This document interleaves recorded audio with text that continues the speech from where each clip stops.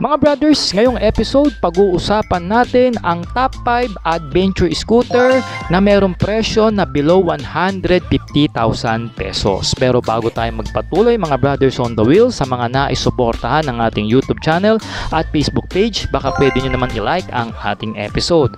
At maraming salamat na agad. So mga brad, let's go sa go!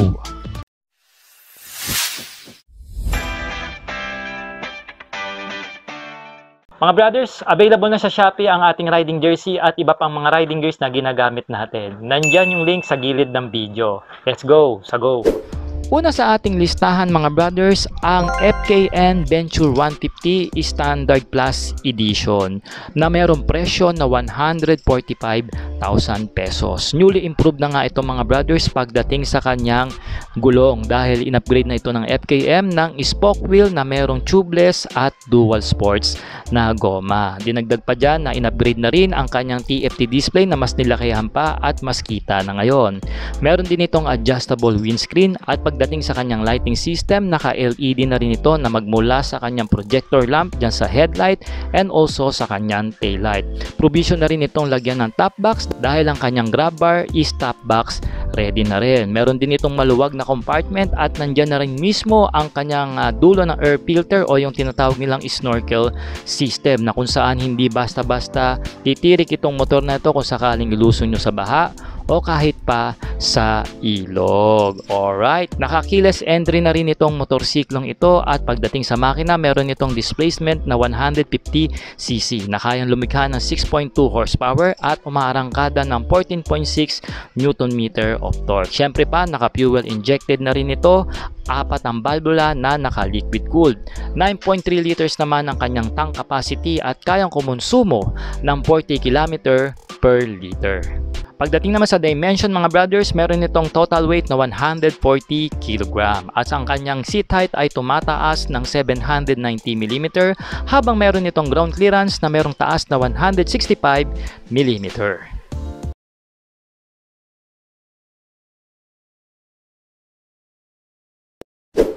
Pangalawa sa ating listahan mga brothers, ang kakalabas pa lang ng Euromotor, eto nga yung Falcon 180i. Sa limang pag-uusapan nating adventure scooter, eto na ata ang merong mataas na performance pagdating sa makina dahil meron itong displacement na 174.2cc, single cylinder, single overhead cam na 4 yung valvula. And of course, naka-liquid cooled na rin ito na kaya mag-produce ng 18.5 horsepower at umaarangkada ng 17.2 Nm of torque. Siyempre pa, naka-fuel injected na rin ito with a fuel tank of 8.5 liters at kaya nga nitong kumonsumo ng 40 kilometers per liter. Sa iba pang features, naka-dual channel ABS na rin ito with the dual sports star and gold cast na wheel mags.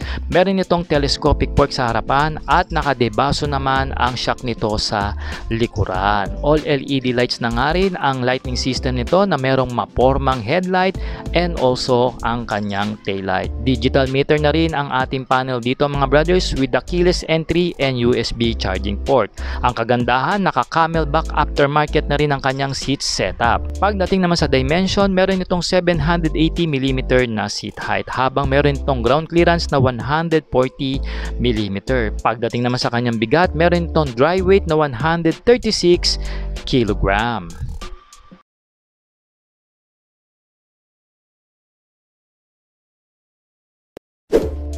Pangatlo sa ating listahan mga brothers on the wheels, ang pinagmamalaki ng Skygo ang kanilang KPB 150 na merong presyo na 109,500 pesos. Kakaiba rin ang design ng motorsiklong ito na merong LED cyclone headlight at LED na rin ang kanyang taillight and also yung kanyang turn lights. Pagdating sa kanyang makina, meron itong 149.3cc, single cylinder, single overhead cam na 2 yung valvula. Siyempre pa, naka-liquid cooled na rin ito with the maximum power of 12.1 horsepower at kaya naman itong umarangkada ng 11.8 Nm of torque. Malaki rin ang tank capacity nito na umaabot ng 11 liters with a fuel consumption of 41 km per liter. Sa ibang features, meron na rin itong auto start system, adjustable na rin ang kanyang windscreen at meron itong straight tire na goma. I guess ginawa talaga ito ng Skygo para maging isa siyang touring touring na adventure scooter. Sa suspension, naka-telescopic fork ang harapan natin dito at naka-single shock naman ang likod natin kaya malinis siyang tignan. Pagdating naman sa riding ergonomics, mababa lang ang seat height nito na merong 765mm habang mataas ang ground clearance niya na 180mm at meron siyang kabuoang bigat na 143 kg. Digital meter na rin ang meron tayo dito with the USB charging port.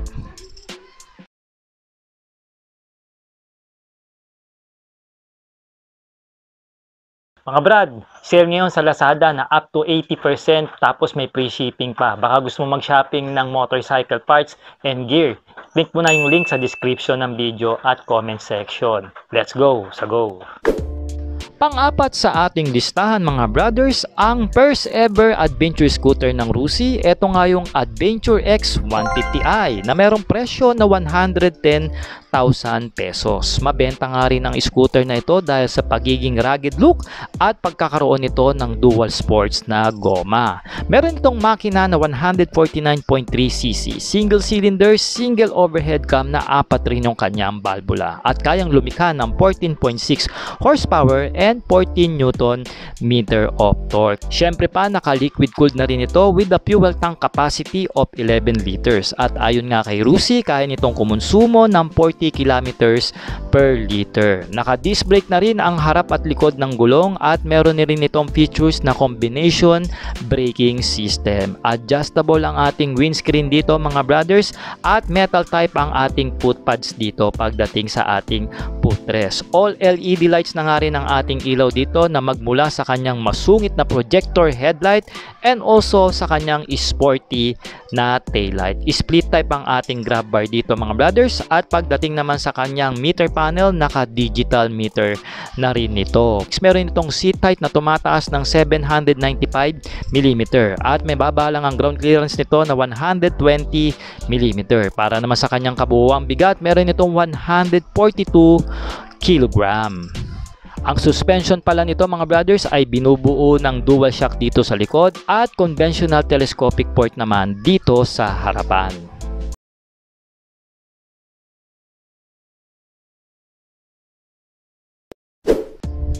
Panghuli sa ating listahan mga brothers, ang pinaka-affordable na adventure scooter na mabibili nyo ngayon sa market, walang iba kundi ang Motorstar Easy Ride ADB 175.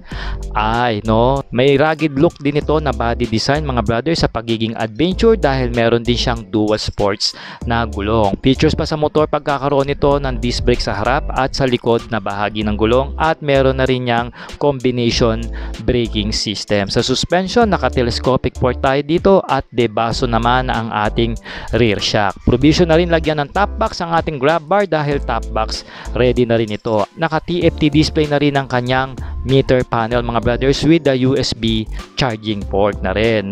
Pagdating sa kanyang tank capacity, meron itong 10.2 liters at kayang kumonsumo ng around 38 kilometers per liter. Naka-traditional engine nga ito ng GY6 ng Honda kaya naman meron itong 171cc, single cylinder, single overhead cam na dalawa yung kanyang valvula. And of course, naka-air cooled lang ito dahil mababa lang ang kanyang compression ratio na mayroong fuel injection pagdating sa kanyang fuel system. Kayang lumikha nito ng 11.5 horsepower pagdating sa kanyang dulo at ito ay umaarangkada ng 12.4 Newton meter of torque. Para naman sa kanyang taas mga brothers, meron itong 770mm pagdating sa kanyang seat height at meron itong taas pagdating sa kanyang ground clearance na umaabot ng 130mm.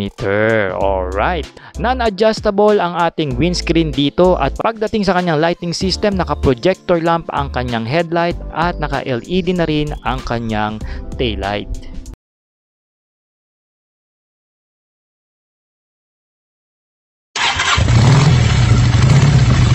At natapos na nga nating pag-usapan ang 5 adventure scooter na below 150,000 pesos ang presyuhan. Para po sa mga magtatanong ng terms and installment, maaari nyo pong kontakin na mga nabanggit natin na brand. At syempre pwede nyo naman din silang bisitahin sa mga malalapit na branch dyan sa inyong lugar.